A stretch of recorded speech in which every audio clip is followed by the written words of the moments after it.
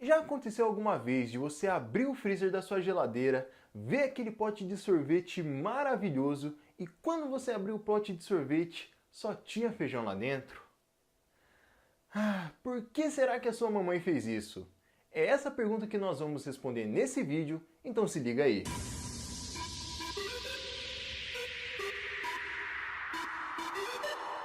E aí pessoal, beleza?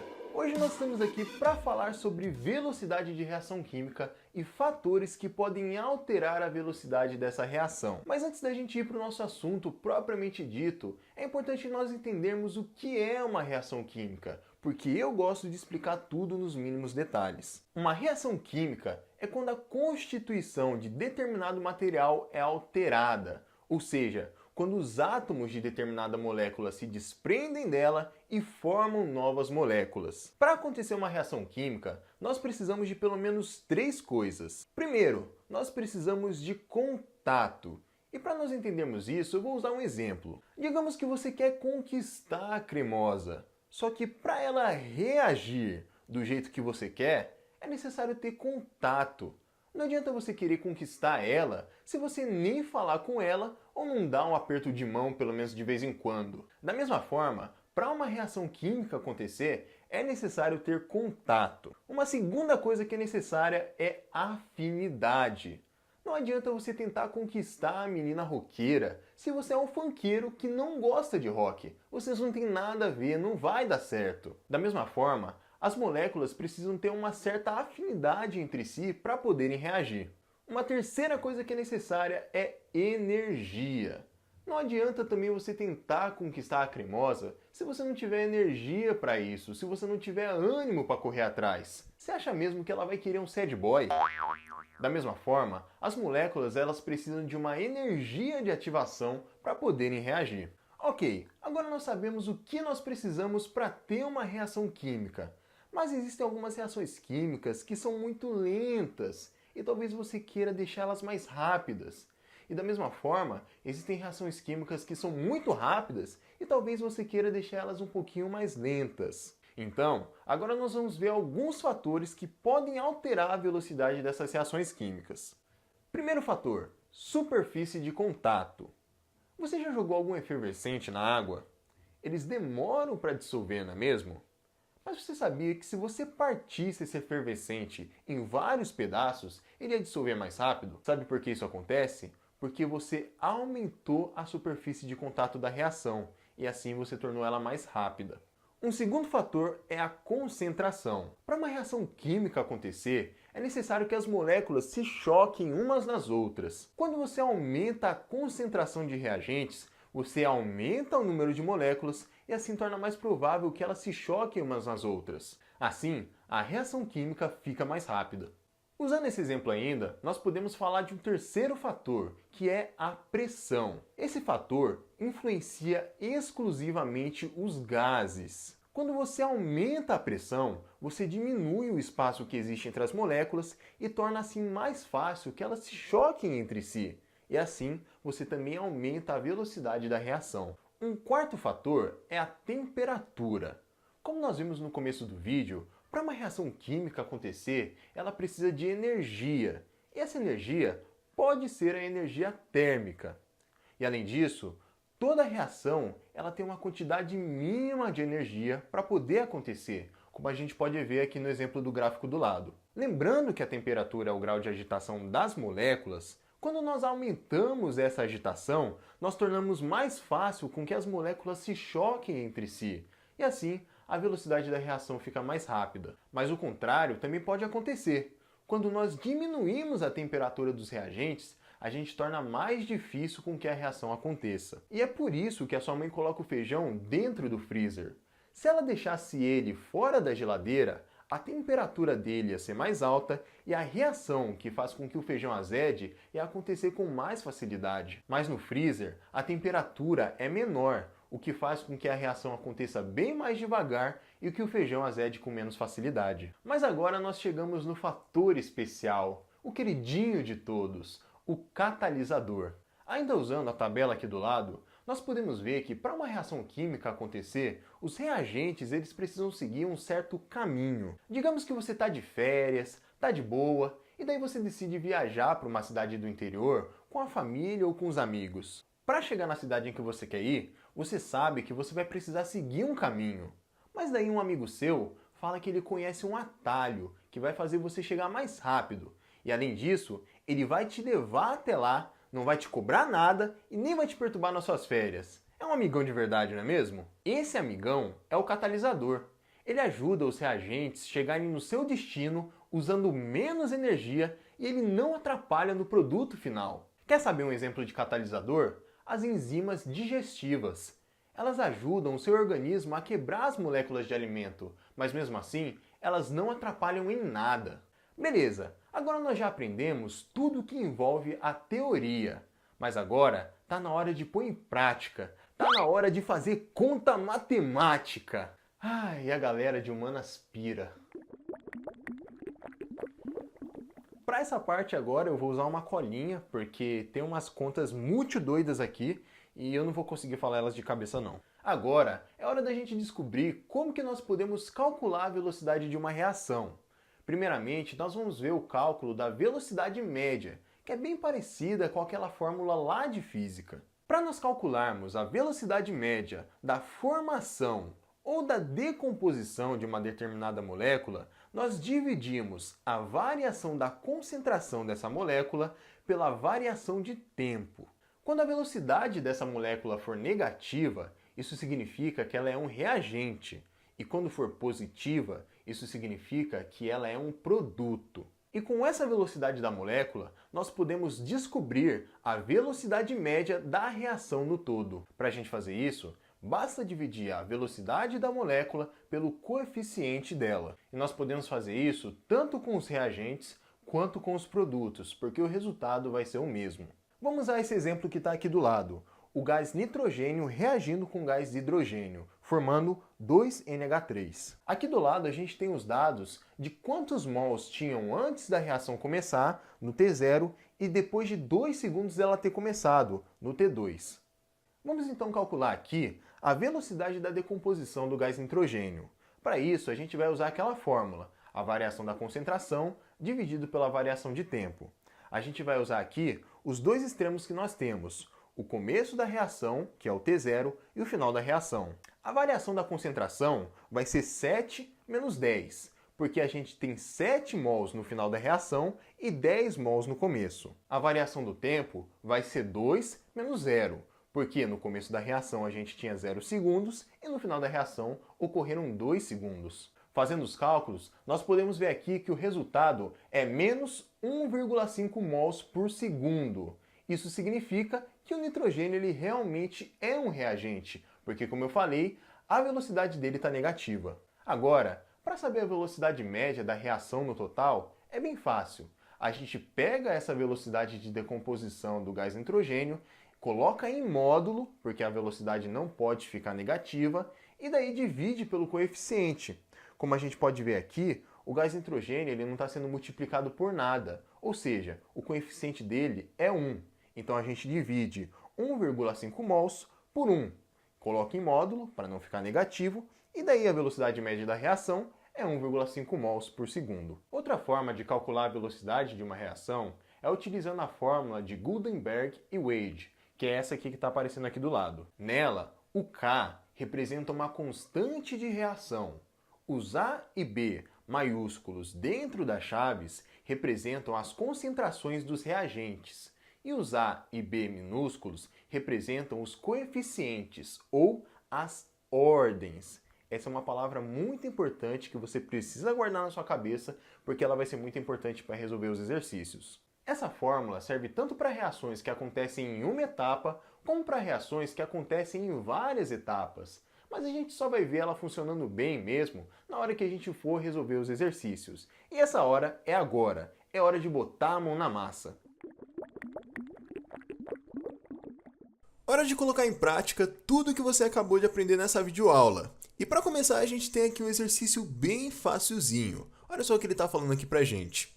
Dê a expressão da velocidade de N2 mais 3H2 formando 2NH3. Para resolver essa questão, a gente vai utilizar aquela fórmula que a gente acabou de aprender, a fórmula de Gutenberg e Wade. Basicamente, a gente não vai descobrir a velocidade, a gente só vai montar meio que a fórmula que você usaria para descobrir a velocidade. E para montar essa fórmula, ou a expressão da velocidade, a gente vai utilizar dois dados que nós temos aqui. Um desses dados, ele meio que está escondido, mas eu já expliquei para vocês na videoaula onde que ele fica, e outro dado, ele está bem claro aqui para a gente utilizar. Para facilitar a vida de vocês, eu já vou falar quais são esses dados. Eles são as ordens, ou os coeficientes. Lembra que eu falei que eles iam ser importantes? Então, a gente vai utilizar eles aqui agora. No caso, esses coeficientes são os números que ficam na frente da molécula ou, como no caso desse exercício aqui, dos átomos de N2 e H2. Então pronto, agora você já sabe como que você vai calcular a expressão da velocidade. Pelo menos eu espero que você tenha entendido. Então agora eu quero que você pause esse vídeo, tente resolver a questão e só depois de você pelo menos ter tentado, você vê a resolução, beleza? Já pausou? Já tentou? Então vamos para a resolução. Como eu tinha dito, a resolução desse exercício é muito fácil. É a coisa mais besta do mundo. Basicamente, o que você precisa fazer é colocar as ordens, ou os coeficientes, no lugar onde eles ficam na fórmula de Gutenberg. No caso aqui, a ordem do N2 é 1. Mas por que é 1? Não tem nenhum número na frente do N2. Automaticamente, ele está sendo multiplicado por 1. Porque qualquer número ou expressão multiplicado por 1 é ele mesmo. Agora que você já sabe qual é o coeficiente de N2, você pega o coeficiente de H2, que está bem na frente dele, que é 3. E daí você também coloca na fórmula de Gutenberg. E essa basicamente é a resolução do exercício. Fácil, não é mesmo? Beleza, o primeiro exercício foi bem fácil de se fazer, mas o segundo ele já não é tão simples assim. O nosso segundo exercício é um exercício da PUC. Então, já dá para perceber que ele vai ser um pouco mais complicado. Eu vou ler o enunciado e depois vou explicar para vocês. A reação redox que ocorre entre os íons de brometo e bromato em meio ácido, formando o bromo, é representada pela equação. E aqui a gente tem a equação. Um estudo cinético dessa reação, em função das concentrações dos reagentes, foi efetuado, e os dados obtidos estão listados na tabela a seguir. E aqui a gente tem os dados. Considerando as observações experimentais, pode-se concluir que a lei de velocidade para a reação é... E agora a gente tem as alternativas. Seguinte, uma coisa que a gente já precisa ter em mente aqui. Lembra que eu falei que a fórmula de Gutenberg ela serve tanto para reações que acontecem em uma etapa, como para reações que acontecem em várias etapas? Então, essa aqui é uma reação que acontece em várias etapas, tanto que a gente pode ver aqui que tem vários experimentos. Então, quando você encontrar uma tabela assim no seu exercício, você já sabe que tem várias etapas. E para a gente descobrir a lei da velocidade quando são várias etapas, é um pouco mais complicado. Não adianta a gente só pegar o coeficiente que fica do lado do elemento que está tudo bem. Não, agora a gente vai ter que fazer alguns cálculos. Quando um dos reagentes da fórmula de Gutenberg está sendo elevado a 1, a gente fala que esse reagente é de ordem 1. Quando o reagente é de ordem 1 e você aumenta a quantidade desse reagente, proporcionalmente você vai aumentar a velocidade da reação. Por exemplo, se você colocou o dobro de reagente, automaticamente a velocidade da reação vai acontecer 2 vezes mais rápido. Olhando a fórmula que aparece aí para vocês, vocês vão conseguir entender melhor.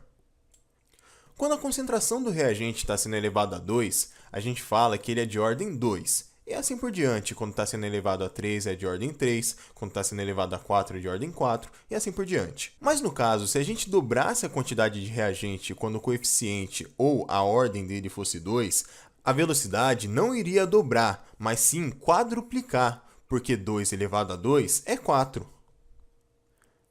Mais uma vez, vocês podem observar aí a fórmula que está aparecendo para vocês entenderem melhor. Então, tendo isso em mente, a gente vai descobrir quais são as ordens de cada reagente e daí montar a nossa lei de velocidade.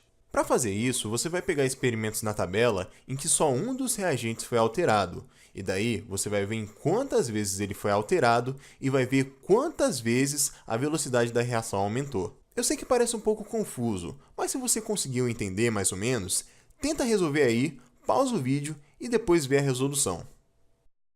Pausou? Tentou? Então vamos resolver agora. Vamos começar pelo BrO3.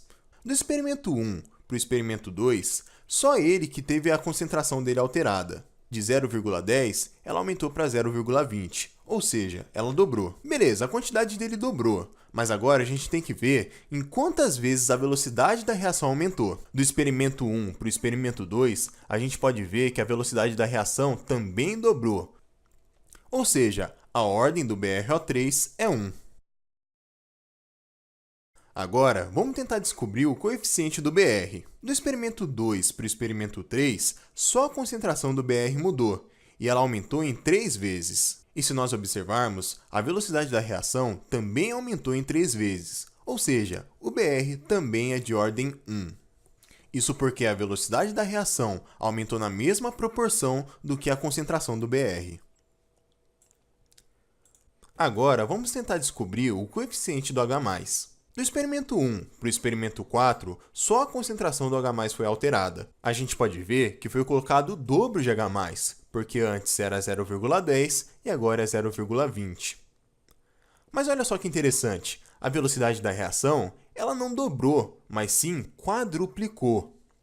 Isso quer dizer que o coeficiente do H+ é de ordem 2, porque 2 elevado ao quadrado é 4 e a velocidade quadruplicou.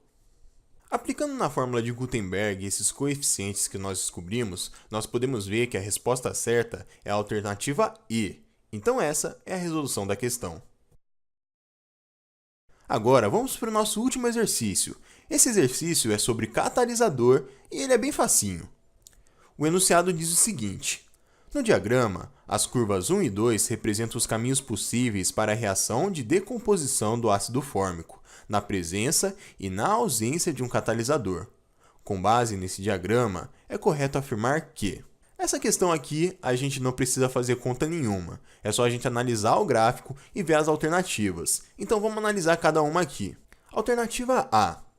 A curva 1 refere-se à reação catalisada e a curva 2 refere-se à reação não catalisada.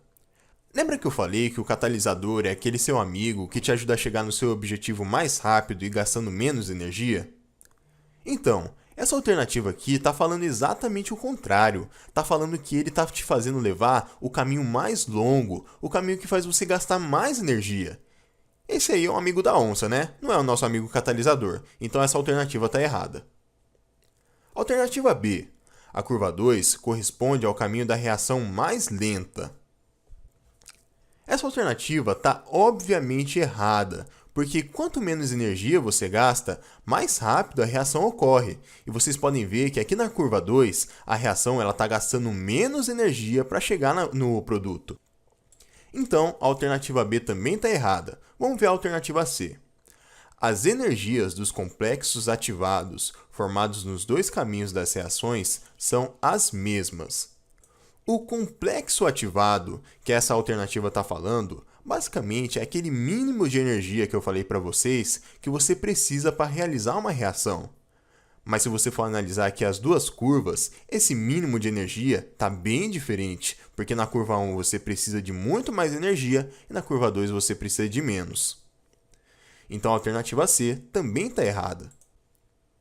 Vamos ver a alternativa D. A curva 1 refere-se à reação exotérmica, pois a presença do catalisador diminui o valor de H. Na verdade, essa aqui é uma reação endotérmica, porque se você for observar, a quantidade de energia que a gente tem no final da reação, no produto, é maior do que no começo da reação, nos reagentes. Então, se o produto tem mais energia, quer dizer que ele absorveu essa energia, ou seja, é uma reação endotérmica, não exotérmica. E agora o que nos resta é a alternativa E. Vamos ler ela. A curva 2 corresponde ao caminho da reação mais rápida, apesar da reação ocorrer em várias etapas. Realmente, a gente pode ver que a curva ela tem algumas oscilações, mas ela é a reação mais rápida. Por quê? Porque você gasta menos energia para chegar no seu produto. Por que isso acontece? Porque você está usando o seu amigão catalisador. Então, a alternativa E é a alternativa certa. E essa foi a resolução do nosso último exercício. Mas é isso, pessoal. Espero que vocês tenham gostado do vídeo, espero que vocês tenham entendido o assunto. Qualquer dúvida, não falem comigo, falem com o professor, porque ele vai saber explicar muito melhor para vocês. Mas espero de coração que vocês tenham entendido, que vocês tenham gostado mesmo do vídeo. Muito obrigado pela atenção de todos vocês e até o próximo vídeo.